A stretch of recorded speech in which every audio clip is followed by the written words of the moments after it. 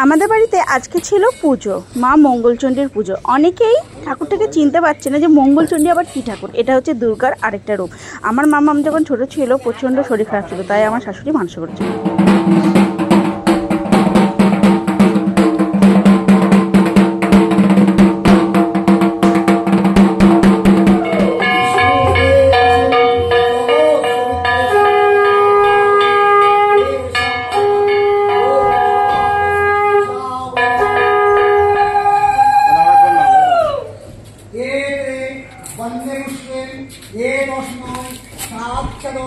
বস্ত্র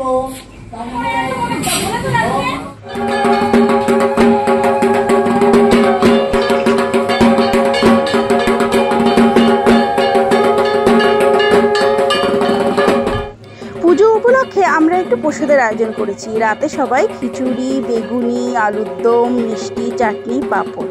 তা কেমন হলো অবশ্যই কমেন্টে জানিয়ে।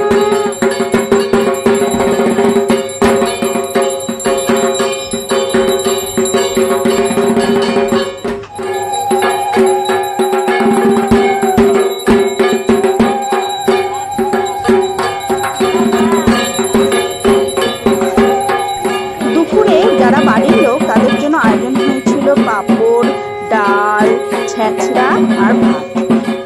তা কেমন হয়েছে সেটাও কিন্তু জানাবে দুপুরের খাবার।